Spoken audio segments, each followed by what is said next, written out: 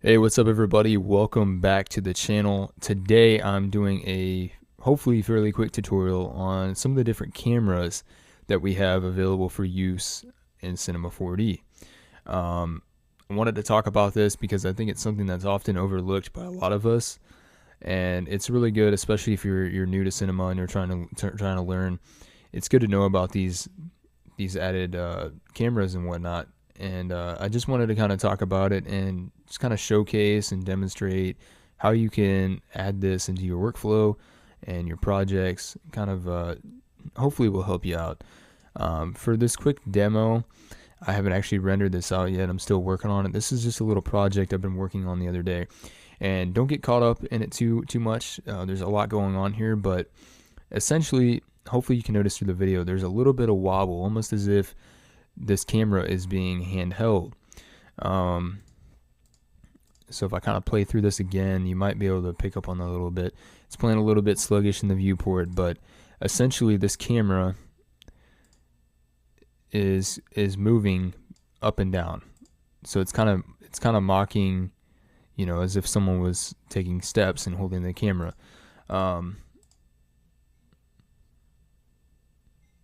So yeah, you can see there.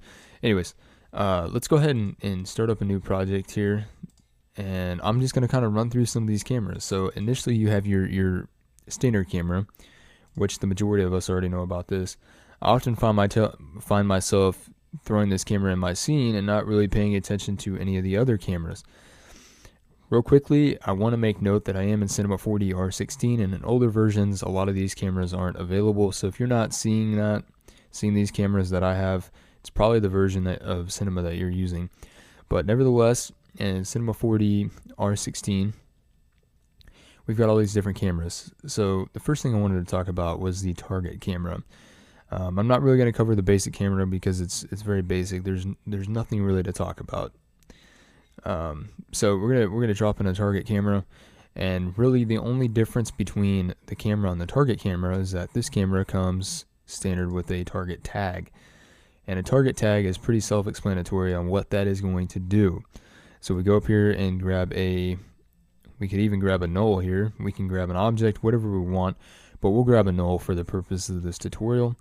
And we'll go to the target tag and we'll click and drag and drop that null object into the target object field. Now, if I go to the camera and I pull it from side to side, you'll see the camera is remaining fixed on that null, that point, because that is the target that it's looking for. Now what's cool about this is if I go to animate this camera, so if I click on the camera and create a keyframe on frame 0 and then we slide to 90 frames, and we'll pull the camera to the side a little bit and create a keyframe. When we play this, even with keyframes, it's still going to stay focused on the object. We can even grab the null and move it around and animate it that way. So if I select the null and create a keyframe, and then let's go about halfway. So we'll go to 45 frames and we'll bring this up, create a keyframe, and then we'll just bring it over and then see what we have. So you can even just doing just that quick and easy, we've got a camera that's going to follow the object all the way, just like that. And if I click inside the viewport, you kind of might be able to see what's going on a little bit better. So real quick and easy and simple camera animation just by using the target tag. And that's pretty much it, guys. That is pretty much all there is to it for the most part. There's a couple other options here that you can play around with, but that's mainly what this is going to be used for. Additionally, what's really cool is before we move on to the next camera is we can go up to the spline tool here, for example, and let's just grab a circle, and we're going to go ahead and change the plane so that it projects flat, and let's scale this up. Let me go into one of my top views here. And what I'm going to do is actually kind of try to center this circle right around our null point. But anyways, once we have that, we're going to go to the camera, we're going to go to Cinema 4D tags, and we're going to select the Align to Spline tag. And if that means anything to you, then you're going to know that we are going to align this camera, basically attach it to this spline. So if we do that, in order to do that, let's just drag the circle in the spline path just like so. And when we do that, you'll notice that the camera automatically snaps to the helix. Now it is setting below the rest of what's going on in our scene, so if we wanted to fix that, we could bring the helix up, and then we're right back where we should be if we wanted it to be level. There's so much freedom to do what you want with this. It's just really awesome, and it makes getting simple animations and such super easy. So let's go ahead and take what we've got here, and let's just animate the position of this camera.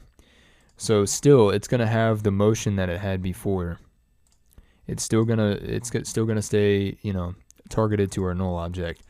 But let's have it rotate around the spline, and to do that, it's super easy. So let's go to frame 0 and create a keyframe on the position box, and we'll go to frame 90, and we'll just have this camera rotate around, say 50%. So if you do the math, that's 180 degrees, and we'll create a keyframe there.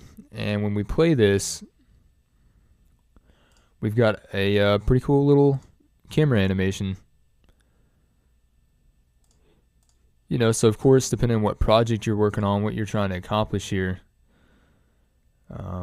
will depend on what kind of camera motion you want. But this is just to show you how quick and easy we can get something. And if I put a little cube in there, you might be able to see a little bit better kind of what's going on.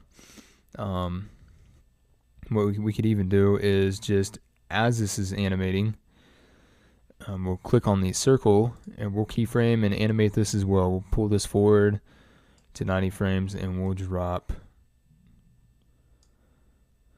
the circle and keyframe that. So if we go back into our camera, this is essentially our camera animation.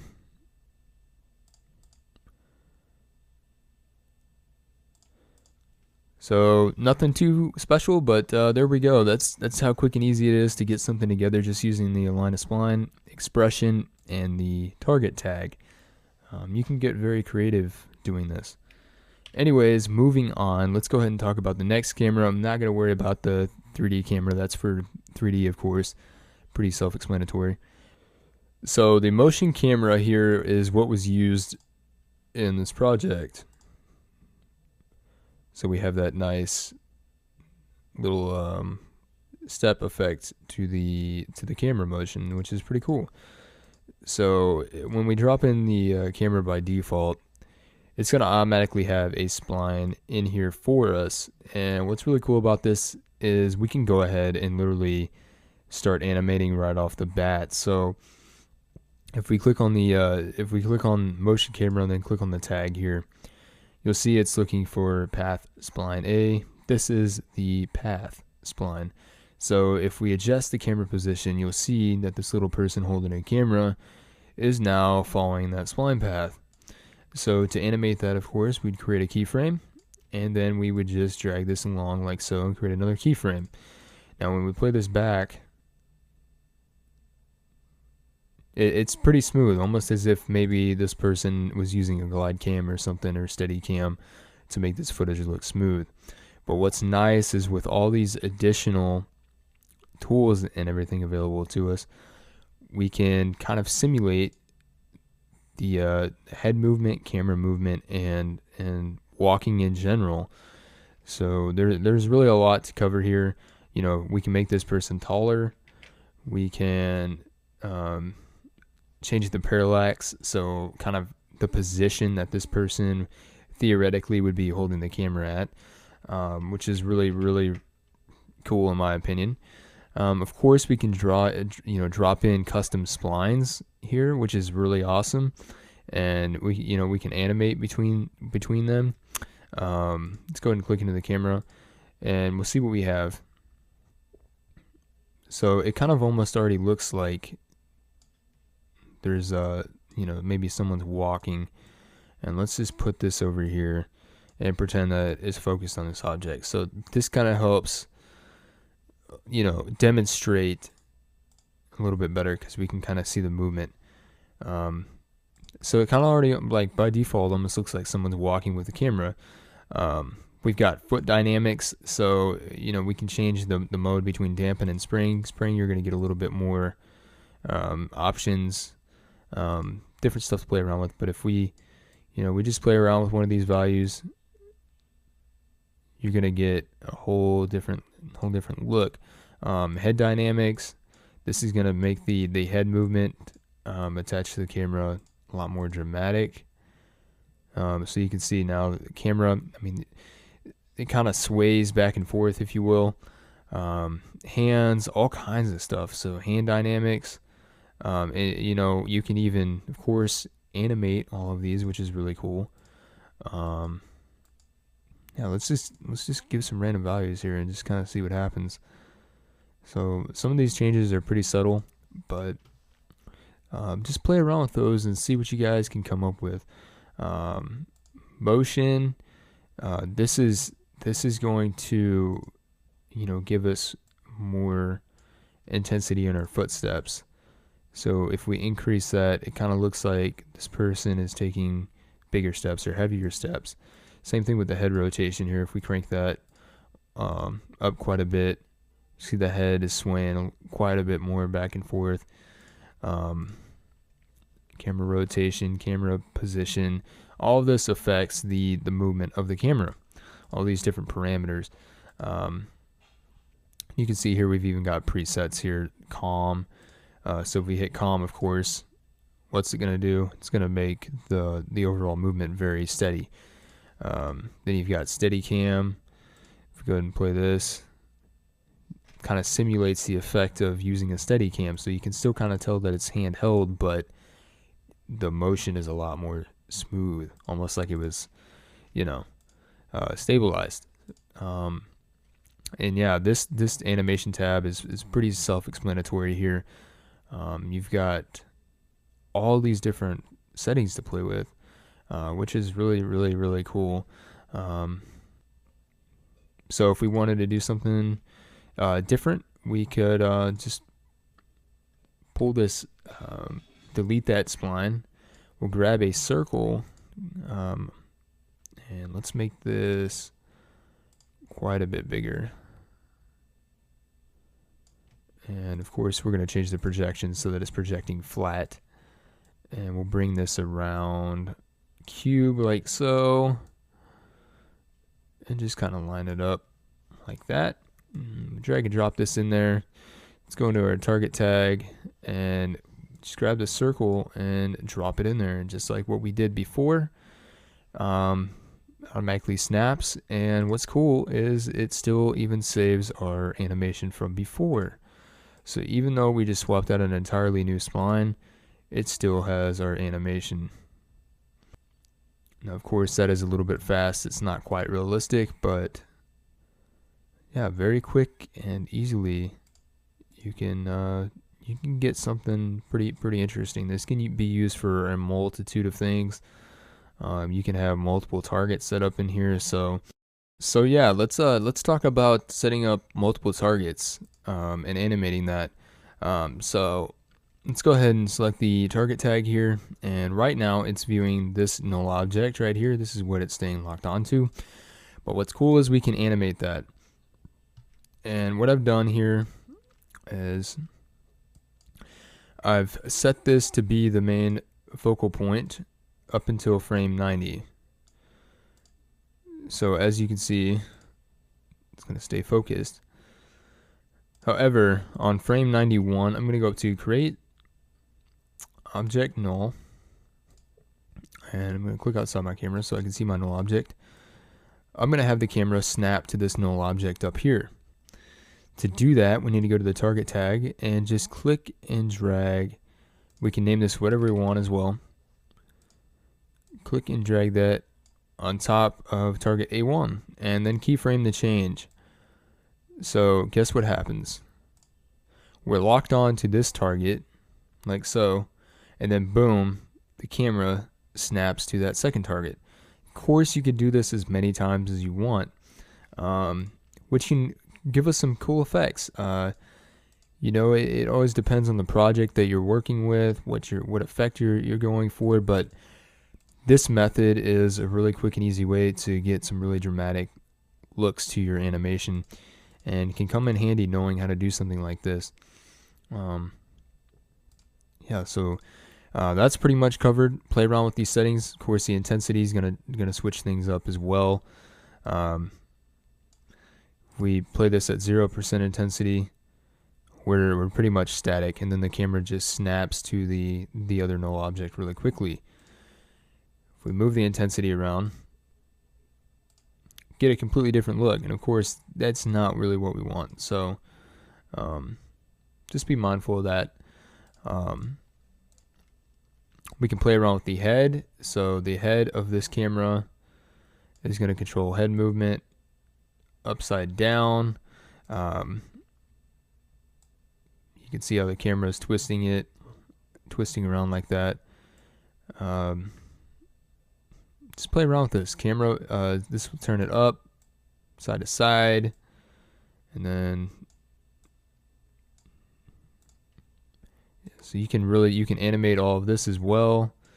It's really up to you guys. Have fun with it. Create some neat stuff. Of course, now I just set all the positions like that, so everything's gonna be off, but really cool stuff nonetheless. And then of course you can control the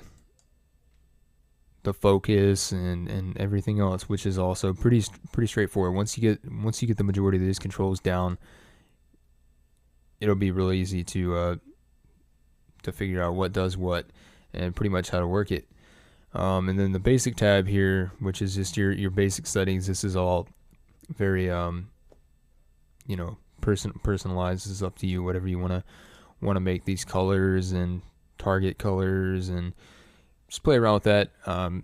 Don't really need to cover all that, so I'm going to go ahead and delete everything that we have there. And the last camera I'm going to talk about here is the camera crane. The last camera I'm going to talk about here is the camera crane. The camera crane is really neat as well. This is mainly useful for, well, really anything that you want it to be. It's pretty simple and easy to use as well, which is really cool. So right now we're in the basic tag, and once again we can control our visualization. If we see the object, we can change the color of the object if we want to. Target color, we can make that pink. Well, why not? But let's go to the tag here, and let's see what this does. When we play with the heading, of course, this is going to change. Do a simple little rotation from side to side. Then our height here will make our tripod basically taller. This isn't really for a crane something I would animate, because that just wouldn't look right. But then we can control the arm length, the pitch. So it's pretty much a simple rig already set up for you that acts as a crane. And I don't feel like I need to go into this too much, because it's all pretty much straightforward. I just mainly wanted to bring it to everyone's attention and kind of show everybody this stuff, because I think it's really cool. The camera pitch. So let's just let's have this camera pitched downwards, and let's bring the arm pitch down like so. And we'll go ahead and let's keyframe that. Go ahead 90 frames, and we'll bring the pitch up something like that. So then we have that basic movement like that. And then let's go ahead and adjust the camera pitch as well. So we'll keyframe that at negative 18.2 degrees. And we'll basically zero out the pitch so that this camera is perfectly parallel to the invisible plane here. And when we play it, we've got a smooth little animation, And while the arm is being lifted up, the camera is also pitching upwards as well. Very subtle, but neat effect nonetheless. And what we can do is even animate this. So we'll change the heading, go to frame 90, bring the heading back over here to 0 degrees, keyframe that. And that is a pretty quick movement, of course, for certain projects that you wouldn't want to be having a movement that fast maybe. But yeah, so real quick and easy, we've got a pretty cool animation there. And we've also got banking, so we can turn the camera, and the offset, which is going to do exactly what it says it's going to do. It's going to offset the camera from the actual crane. Play around with these settings, guys. You can have a target for each one of these, just like how I showed in the previous settings of the other cameras. You can have a target in here that you want this to be attached to. Play around, see what you can come up with. You can do some pretty cool stuff. This is a lot more interesting using these cameras than just using a basic camera and, you know, going over here. Let's create a keyframe and, you know, drag it to the side and down and create another keyframe. And I kind of messed it up, but you guys kind of get what I'm saying here. So we don't get the same kind of movements doing this.